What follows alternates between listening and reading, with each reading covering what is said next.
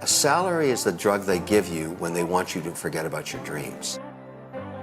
Welcome to the Corporate Dropout Podcast. I'm your host, Alacia Citro. If you're sick of the corporate hamster wheel and looking to feel inspired and empowered to live a high vibe life as your own boss, you're in the right place. Dare to drop out in 3, 2, 1. I want to introduce you to Danielle McCleary. She is a lifestyle entrepreneur, host of the On the Daily podcast, and the founder of Hype University. Hype University is a one-stop shop for entrepreneurs offering business coaching and other leadership training and personal development workshops. Currently, Danielle offers one-on-one human design readings, as well as a 3-month coaching container called Transform, which is one-on-one coaching for the entrepreneur looking to transform their subconscious, their conscious mindset, and their product or service in order to create a business they fully align with on every level. To access any of these offerings, head on over to Danielle's Instagram at Danielle_on-the-daily and slide into the DMs using Upstarter Pods to learn more. And don't forget to tune into On the Daily, which releases new episodes every Tuesday and Friday. Hello, friends. Today, I am interviewing Shelley Paxton. Think Brene Brown meets Biker Babe with a dash of Liz Gilbert. As former chief marketing officer of Harley Davidson, Shelley Paxton found herself at the top of the proverbial mountain, feeling success empty instead of successful.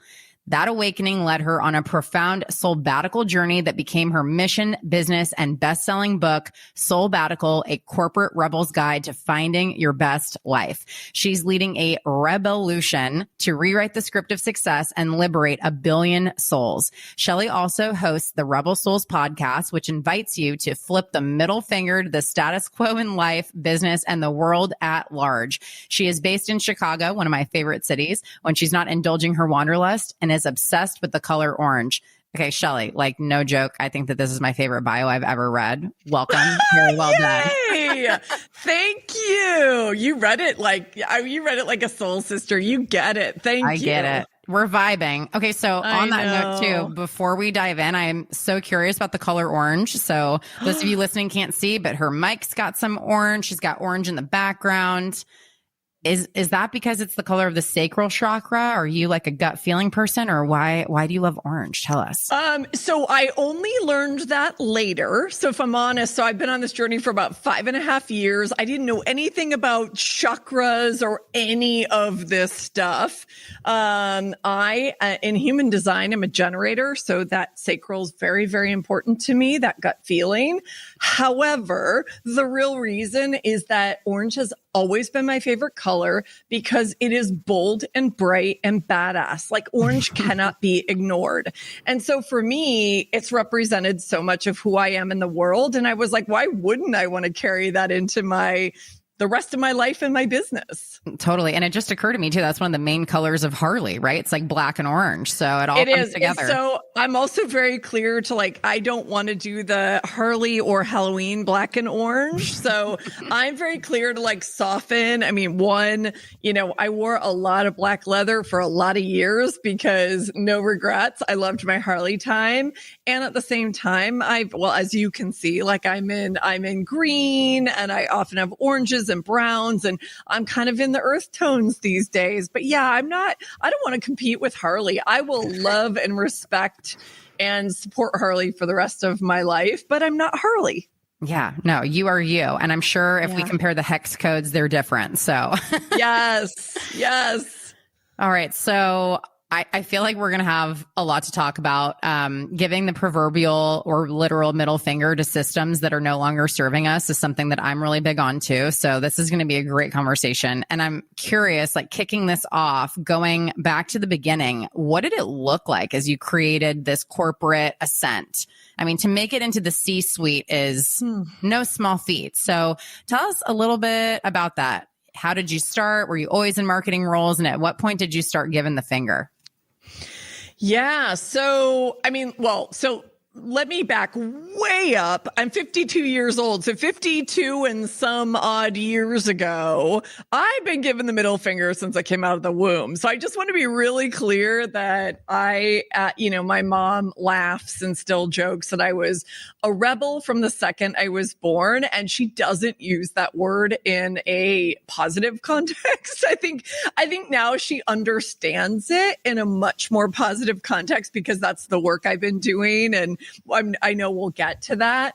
But the reality is, I've spent 26 years in the advertising and marketing worlds, and I've no regrets. I had an incredible corporate career that took me around the world. And I was kind of on this journey. I talk about this in the book. I was on a journey of seeking. I think I was born into a family who I love dearly, but I felt like I had absolutely nothing in common with. And so I was always like, wait, who are my people? Where are my people? And I was largely raised in suburban Minneapolis, Minnesota. And Minneapolis is such a cool city, but it's also very homogenous. And I was just like, don't really relate to the people here. I don't like where. So it set me on this seeking journey of like, where do I belong? Where are my people? Like, what land am I from? And I didn't have any language to put around that, like way back when, decades ago. But I was fortunate enough to have a career that took me to so many places that allowed me to do a lot of that exploration before I even really understood what I was doing. And what I didn't realize at the time, and I know this will factor into our conversation, is that I 100% was following my dad's dream and my dad's footsteps. So, I have a father who, I'm fortunate, he's still alive. He had a stroke after I left on my Soulbbatical and is quite brain damaged as a result of that. So our relationship and just who he is in the world is quite different, but I've learned so much from him. But you go back many, many years ago, my dad was the patriarch of the family. He was the breadwinner. We had that very a very sort of nuclear definition of a family. And my dad was a rock star early on in the marketing world for many brands that you would recognize. And the reason we grew up in Minneapolis, Minnesota was because my dad was at Pillsbury. So we all know the Pillsbury Doughboy, right? And so that was kind of a career that I understood. I'm like, ooh, advertising. It's creative. It's sexy. It's, big cities and photo shoots and travel around the world. And so I stumbled into that and it served me well for a very long time. And honestly, it wasn't until, so when you asked me the question of like, when did I flip the middle finger or when did I start feeling like that rebelliousness come back up? I mean, I'd say, as I say in the book, like it popped up multiple times, but when I really honored it was when I was at Harley. When I was at Harley was the time where I got hit with this feeling of like, wait a second, I've climbed, like you said in the bio, this proverbial mountain, and I've gotten to this place that everybody told me was quote unquote success. And I ticked all the boxes. I've got the C-suite title and I've got the, paycheck with lots of zeros and I've got all the accolades and all the things. And I feel empty inside. So what the fuck is going on? And that's when it really hit me that honestly, like authenticity is the truest form of rebellion. That's what that is. So it completely changed my view after I sort of woke up to my truth through a nightmare that was happening. So many years it served me well, but also a realization that I had been living life on somebody else's terms for over 2 decades. There's so much you said that resonates. I think most folks listening will have some level of relatability to that of like, I'm living out my parents' dream, or I'm doing all the things that I was told to do to be, you know, a good girl or a positive member of society. And then you get to a point where you're like, wait, but I'm miserable and my mental health is suffering. And like, who am I really versus who I've been pretending to be without even maybe realizing that you were pretending, right? Like, yeah, we all have a wake up call, like in one way, shape, or form, right? I always say it's like something's going to strike, right? Our soul whispers to us and then it shouts and then it whacks us with a 2x4. And I think we're having this conversation in a really interesting time where we're emerging, I hope, from a 2-year global pandemic. Yes, absolutely. Fingers crossed. That really shook most of us to our core. And I've said many times that I feel like I had my wake up 5 years before the rest of the world, because I had this nightmare that was just ripping me out of my sleep night after night after night, forcing me to see that I'd become completely disconnected from my own soul, my own truth. And I feel like that was the role that the pandemic played for a lot of us and crystallized what matters most. So, you know, I kind of went on this journey, you know, a bit before the pandemic, and realize that the most powerful thing we can do is rewrite the script of success on our own terms. And I feel now like this is what the world is being called to do. All of us, individually and collectively, to just change that shit up. yes. Actually, one of the things I was going to ask you is like, you became a corporate dropout before it was cool in 2016. Yeah, I feel exactly. like God probably put that on your heart so that you could be a leader of this revolution, right? And show people the way that it's been done.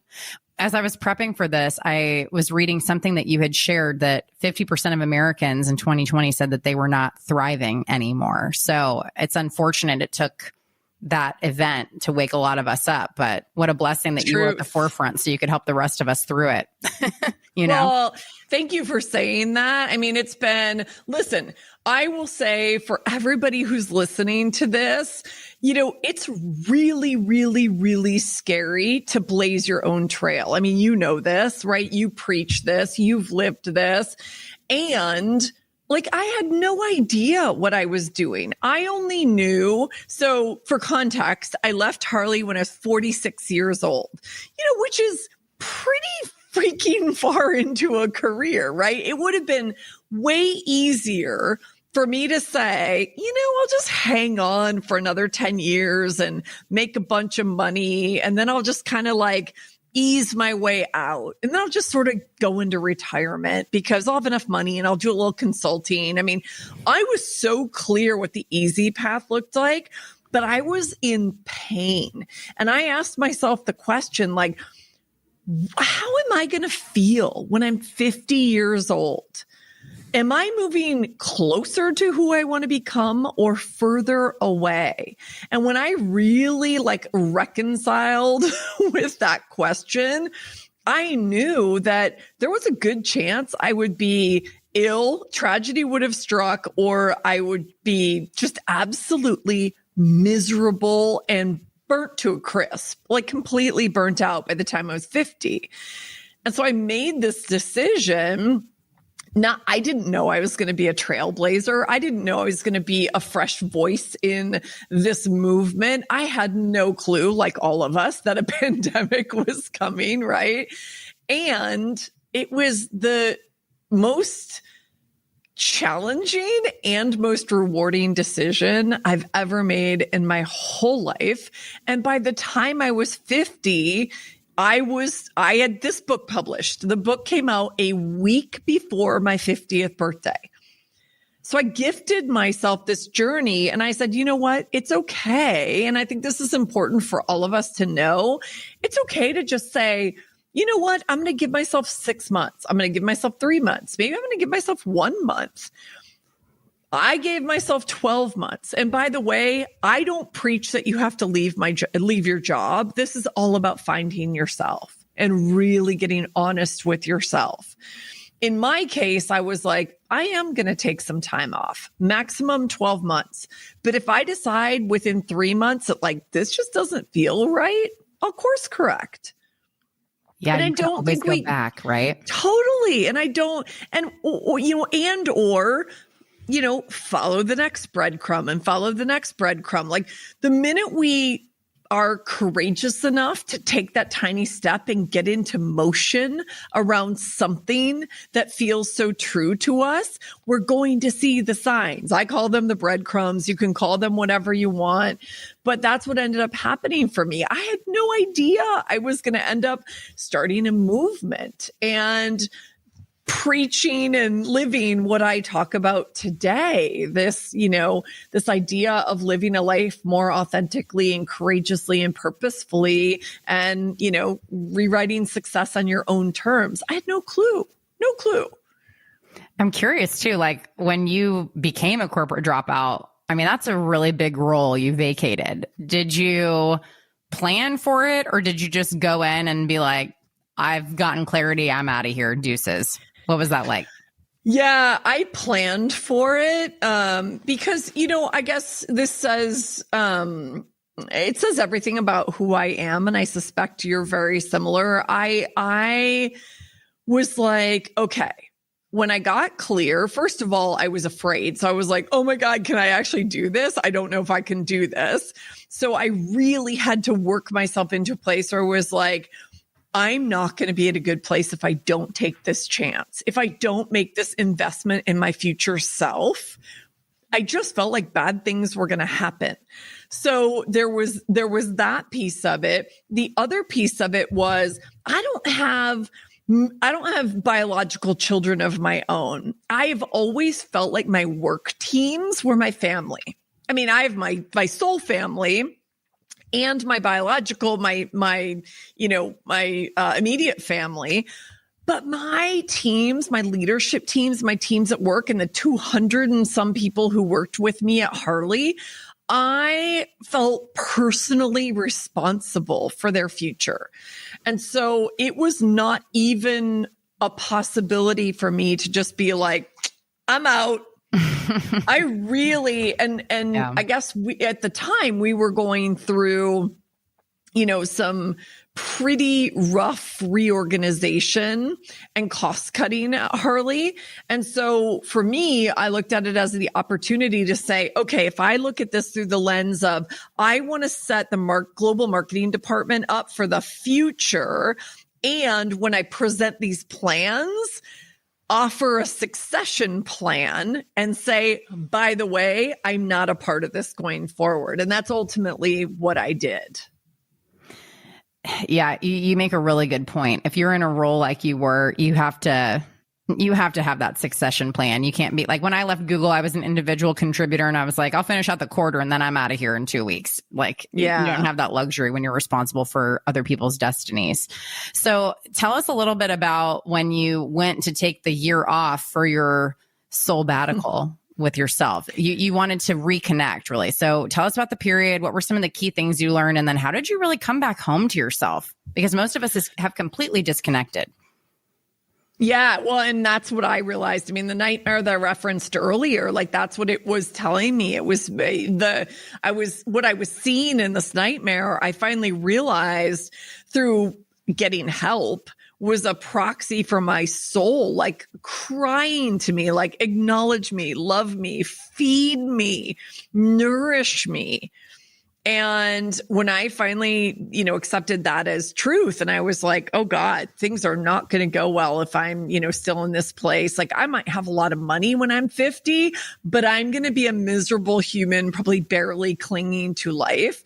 So this is when I made the decision that I put together the reorg plan, I put together the succession plan. I finally announced that I was leaving. And I said I was giving myself, I told Harley, like, you know what? This is like my second divorce. I love Harley, but I can't be with Harley. And I need to go be in the world and understand, like, what if Shelley Paxton was the most iconic brand I could ever represent? And I have no idea what that means. And so this is when I created this handle. This is when I decided that this thing that I was embarking on was called Soulbbatical.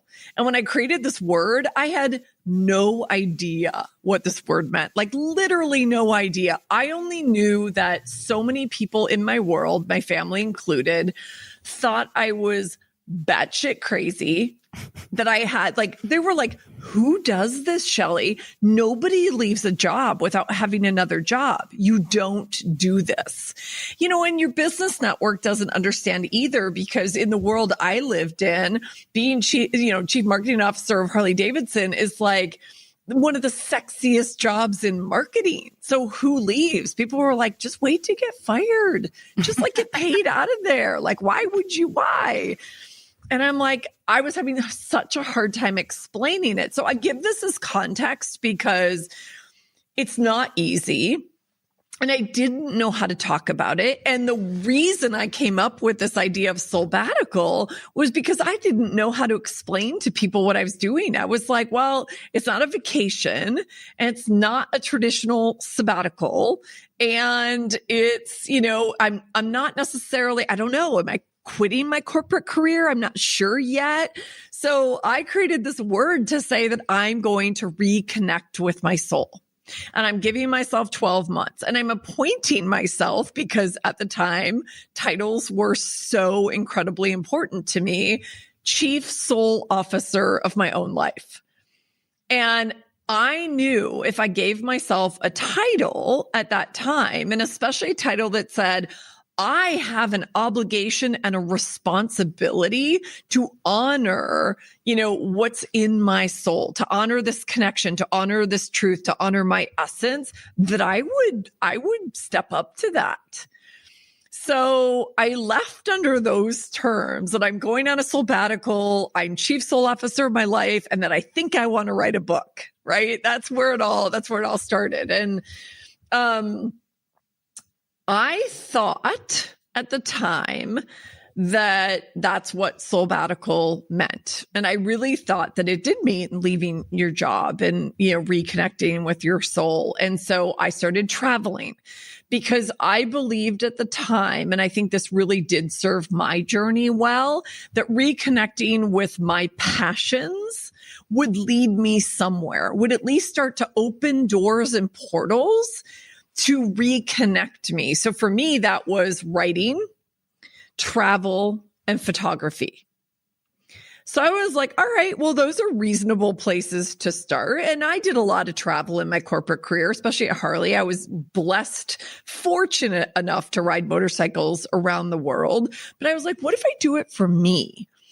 And so this is part of what I talk about in the book, is I started to really just go, okay, great. Where have I wanted to go? And things happened very, very, it was so much synchronicity. It's like a friend I hadn't talked about to in forever was like, oh my God, my husband and I run this kind of luxury Airbnb in France. We'd love you to start your Soulbbatical here. And one thing led to the other. And each place I went, the lessons were literally hitting a brick wall, So I start in France, and it was like the pace of life in rural France reminded me to slow down and take a beat and look around for the fresh food and what's happening every day and just be present. And we ate these beautiful meals with no devices on the tables. And I was like, oh. And so every single place I was confronted with these truths that I'd forgotten about, because I'd been wearing busyness as a badge of honor for so long. Crazy busy was probably my favorite phrase. And all of a sudden I was like, oh, I'm feeling more, I'm experiencing more, I'm present to everything, to these relationships, to myself. And so that was the beginning of so many things that I learned. And one of the the truths that I talk about in, or just, I guess, epiphanies that I talk about in the book is that all of these things that I'd learned in the motorcycling world, like there are all these phrases in the motorcycling world. You know, you think about things as simple as like, you know, it's the journey, not the destination. It's like, oh, now I really get it as it applies to life, right? And really leaning into a turn. When you're on a motorcycle, it feels so counterintuitive, but when you are turning, you literally lean into a turn. You will when you're new, you feel like you're going to crash. You feel like, oh my God, like my knees and my elbows are getting a little too close to the ground. But that's the way you guide your motorcycle, and you look in the direction of where you want to go. You don't, like, if you look at the tree, you're going to hit the tree. If you look at the ditch, you're going to fall in the ditch. When you look in the direction you want to go. And I was like, oh, these are such beautiful metaphors for where I want to go in life. So all of this, so I talk about a lot of this in the book, but those are just a few things that just started hitting me, that I suddenly was slowing it down enough and in the experience enough that I was present to understanding and learning from these lessons. I have to congratulate you because I've never wanted to ride a motorcycle until you were just explaining. I'm like, that kind of sounds cool. So yeah, there's a lot. I mean, listen, I know that it comes with risks, and at the same time, there's a feeling, and there are so many beautiful lessons that I didn't even understand. Like, I understood these things on the bike, but I didn't understand them off the bike. And so I'm so grateful for my Harley time for a million different reasons. And especially because of those lessons that I took away that I now apply to my life. I'm like, lean in, girl, look in the direction you want to go. It's like how I think about my life and my business now. Yeah. And I mean, the journey being the thing to enjoy rather than the destination. That's something I've talked about so much. And, you know, I've quoted Kobe Bryant about this a million times. You know, he always said that if people asked him, what is it like to recognize your dream of winning championships? He would say, that's not the dream. It was getting up for practice when you didn't want to, and like working hard. It was the journey there that was the dream. And neuroscience backs that up too, interestingly. Totally. So I love it. So you had mentioned earlier, the goal is not really to like get people to quit their job, but like just to come back to their soul. But I feel like a lot of the time, it probably depends on the job you're in, right? Mine was so high pressure. It took up pretty much all of my mental computing power. Like, what would you advise the person that's just not in a position to become a corporate dropout, but that needs a Soulbbatical? Like, how can they go about that connection? Well, this brings me to my modern day definition of Soulbbatical. So here's like the difference. That's why I kind of made the distinction that when I started, I created this word as a handle because I'm a creative marketing person and I didn't know how else to describe what I was embarking on because I had no idea what I was embarking on. And now that I'm 5.5 years into this, like I love language. I've created so much language now. I've already shared a few of the terms, but I fully believe that Soulbbatical is a way of being. I've written a description for it. I say it's a way of being in full alignment with one's soul. And if you have to put it into other terms, I would say it's a conscious choice to live and lead with greater authenticity, courage, and purpose in order to experience true fulfillment.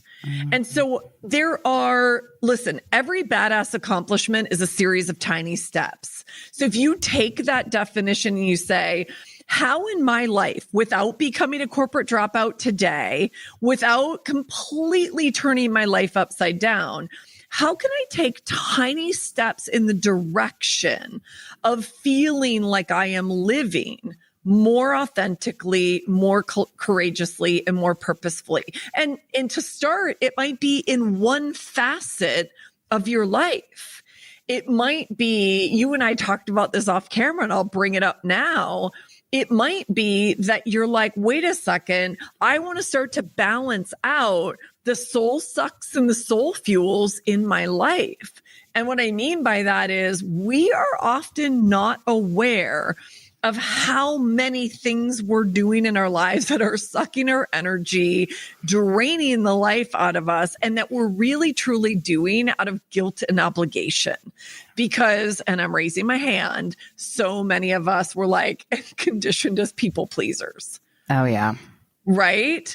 And so I think that there are intentional ways to say, all right, you know what? I want to start to work on that balance and to get rid of more and more of the shoulds. You know, you talk about this, right? Yeah. I believe like the crux of my book is around the shoulds that kept me trapped. I call them the shackles of should. And I know you talk about the shoulds a lot as well. Yep. So what if we could say like, oh, you know what? Week by week or day by day, week by week, month by month, I'm going to take away one more and then two more and then three more and then however many more of the shoulds in my life, catch myself in that language, replace more of those shoulds with what do I get to do? What do I want to do? What do I love to do? Which are the soul fuels.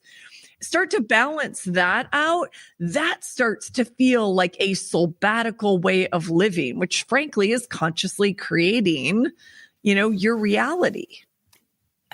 I love what you just said. And, you know, I actually was just on a girls trip in Sedona, Arizona this past weekend. It was one of my favorite places. Oh my gosh. I cannot wait to go back. Like the energy there, it's just, you just have to experience it. I wanted to just like soak it up like a sponge. And I did. And I'm still feeling that even though my daughter's homesick for the second day in a row, I'm mid business lunch. I'm like so chill from being there. It was amazing. But while we were there having, you know, all this reconnective girl time, one of them brought up eliminating things from your ticker. And it was a reference to this Glennon Doyle episode of We Can Do Hard Things, where she's talking about the invisible ticker. Like if you're watching the news, you know how they have the ticker at the bottom? That's like the running to-do list that typically us women have going all the time. And it was like, what can you do to get rid of as many things off that ticker as you can? So maybe it's dividing up like your husband takes care of the home inventory so that you don't have to think about how much toilet paper you have or how many cans of beans you have and when you need to shop. Like maybe he takes care of that. Maybe you take care of sports. Maybe, you know what I mean? Like dividing that up. I think that's a big way to start doing this because, you know, the phrase wearing busyness is a badge of honor. I've said that verbatim so many times. And it's like most of the stuff we're busy with, someone else could do. And we don't even fucking like doing it. We're just doing it because we feel like we have to your point. Like, yeah. And we have lots of stories. I mean, I call the narratives in my head, like those narratives that are truly destructive and not true, by the way, but I've made them true. Like that's the bully loop that runs in our head. So it's like, once we start editing that bully loop, which is editing that ticker, I mean, that's what that is. Catching ourselves in those narratives where it's like, well, I'm the only one who can do this, or I'm the only one who will do this, or if I don't do it, it won't get done. I mean, we all know, I'm guilty of all of this. Yeah. And yeah, I love that. So the exercise that I suggest is like sitting down with a piece of paper and literally draw a line down the middle of the paper, title the left column Soul Fuels and the right column Soul Sucks. Give yourself 10 minutes on the clock and do stream of consciousness. Like in this moment, because this is an exercise we can and should do again and again. In this moment, what's lighting me up? What's energizing me? What's giving me life? Those are your soul fuels, and just people, places, things, activities, just stream of consciousness, start writing. After 5 minutes, switch to the soul sucks. Like, what are those things that are draining me that sort of like feel like that wet blanket on my fire? You know, what are those things that are the shoulds that I'm doing out of guilt or obligation? And so many of those, like I have done this exercise, not only myself, but with many, many individuals and groups of people.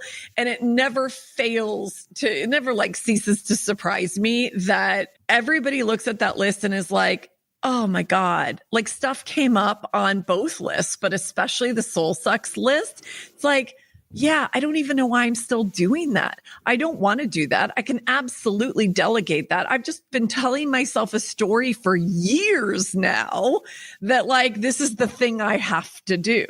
So much of what we're talking about right now is us getting honest with ourselves. And if I'm honest, that's a lot of what my Soulbbatical journey has been, is like me telling the fucking truth to myself.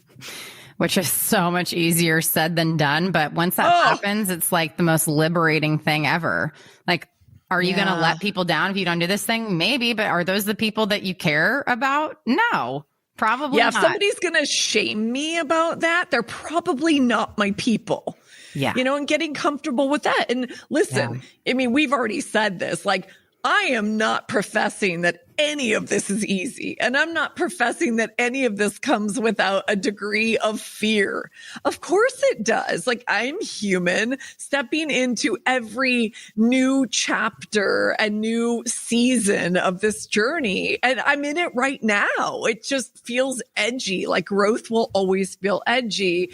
And you're right. It's so liberating when we allow ourselves, and as you and I were talking about earlier, give ourselves permission to, right?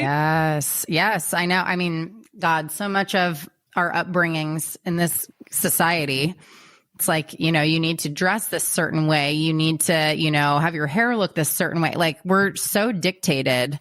And I don't know. It's like, I'm ready to just color outside the lines. Like, I'm kind of done with all that shit, Amen, sister. Amen. I am right there with you. Like, this is why I knew I wanted to have this conversation with you, because I'm like, she's my people. She's my people all day long. 100%. Yeah. When I read your bio, I was like, this is going to be a good one. So shifting gears a little bit, I'm kind of selfishly asking this because one of my passions that I've come back to is writing. I've always loved writing.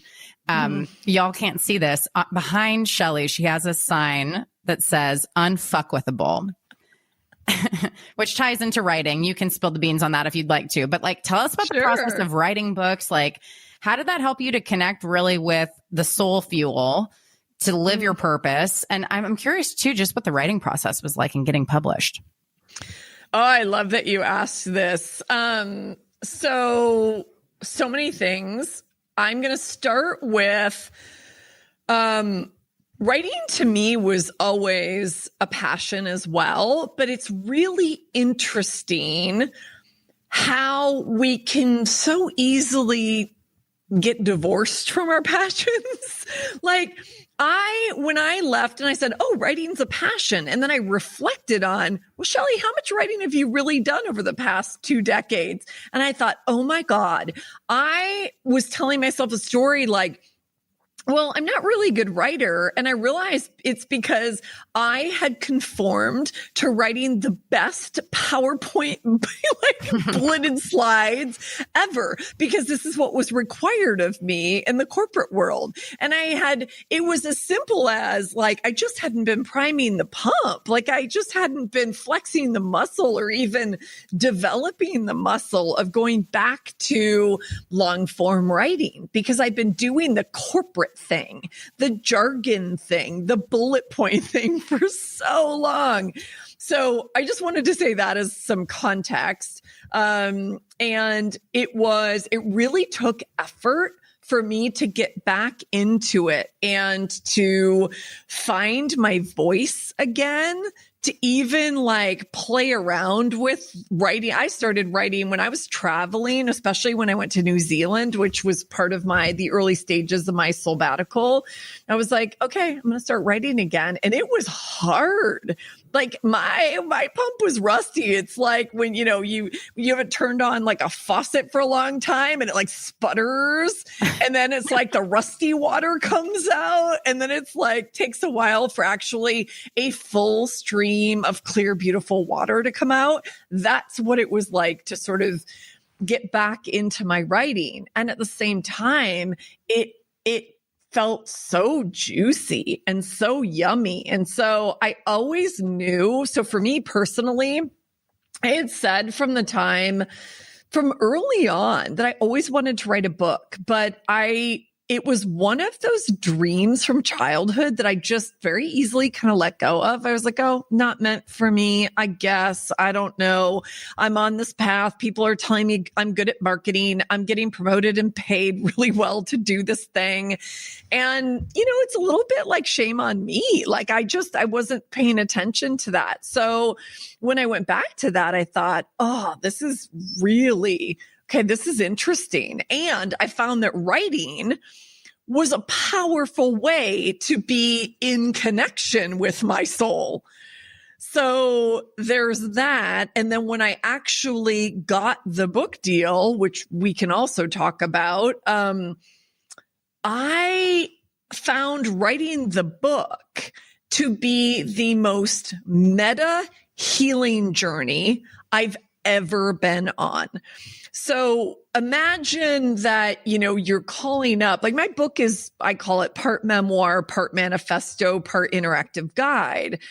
And the memoir part of it is, me calling up some of the most tragic and emotional experiences of my life in order to, talk about my roller coaster and my learnings and insights and take the reader on the journey.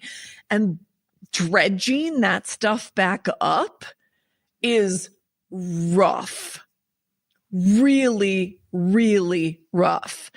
And what I realized in the process is these individual experiences, I thought I had healed, but then as I was bringing them up again, I was like, whoa, there's a lot more there. And I think it was because I was so much further along in my journey of being honest with myself that I saw them through a different light.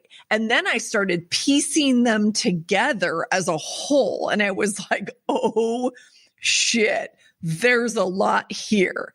So the book has been an incredible gift, because writing that, it's like the power of journaling for anybody who journals, the power of simply bringing those thoughts out and putting them on paper and being able to process them and reflect on them and see the threads and the through lines through these stories, some factual stories and some stories we are telling ourselves over and over and over again. And some of those lessons we're learning over and over and over again. That's one of the many things that the book did for me. It was huge in that sense for me personally, that it really allowed me to go back and kind of really truly understand and see these patterns in my life and heal those so I could move forward. And I made a decision as I was writing the book. So I guess this is another piece of it. I made a decision that I was going to write a very raw, transparent, vulnerable story, because I felt like it's really easy. Listen, I've had an incredibly fortunate and privileged life. I say it in the intro to my book. I do not deny it. I own it. And I also think it's really easy to put somebody who's been in, a shiny C-suite position like the CMO of Harley Davidson on a pedestal. And it was important for me to say, yeah, it looked all shiny on the outside. And there was a lot of goodness, that came with being in this role, in this company, in this time and, in the world and in my life. And what you didn't see was what was happening on the inside. And that's what this story is really about. Because when I left Harley, I had nowhere to turn. I had no role models to look to. I only had a business community who was all looking at me like, what the fuck are you doing? And a family who was like, are you okay? Do you need help? And I was like, I just wish there had been a book like this that said, I got you. Yeah. It's going to be okay. It's fucking brave what you're doing right now, choosing you, choosing your truth. And so that's the book that I chose to write, so that anyone and everyone who came after me, who wanted to make this kind of corporate dropout or live a more authentic life type of decision, would have a place to look and a role model for what that could be and a loose blueprint for how to go about it. So, so much goodness. So, oh man, this is just very like, I would say validating is like the word that comes to mind. I've always wanted to write a book too, but then was like, well, who am I to do that? And then I had the idea to create a book called Corporate Dropout, but I'm like, well, I need to shelve that for the moment. And now it's like, okay, I'm going through all these mistakes. I've made tons of fuck ups. Like it's, it's only building the story, right? Like do it for the story. You turn your mess into your message, as my friend Sandy says, but you got to live the mess first, Well, and let's not shy away from sharing the mess. 100%. I mean, this is a really, I love that you embrace that. I do too, because I think too often it's easy to like bypass the messy part, but the messy part is where we get stuck. And the messy part is the most human part of our existence. Yeah. So and it can be the loneliest. Sharing the mess. It is the loneliest. And I mean, listen, I'm not shy in saying like this, so much of this journey was incredibly lonely for me, incredibly lonely because I didn't know where to look until I got far enough along to say, okay, I'm going to start curating my community and looking for people who are showing up in the world the way I want to show up and doing things that challenge and inspire me. And that took some time, but curating that community was super important as well. And it was that, that's another reason why sharing this whole story, I talk about that too, but sharing all of us, sharing our stories with each other and sharing the most vulnerable, messy part of our stories. God, I think that is like, that to me is my work. It's my work. Amen. I knew you were so. I'm in the mess every day. I mean, listen, I admit it. I admit it. Nice messy. Oh yeah. And if it's not, it probably means that you're playing it pretty safe and that your life's pretty boring. Totally. I'm just telling it like it is. I said what I said. No, I 100% agree with you. That is exactly right. Like, let's put on our big girl pants. Let's put on our stretchy pants. Let's grow. Let's play. Let's I'm all for like, let's play big. Let's play in the way that we were brought here to play. And it's going to feel really edgy and really uncomfortable.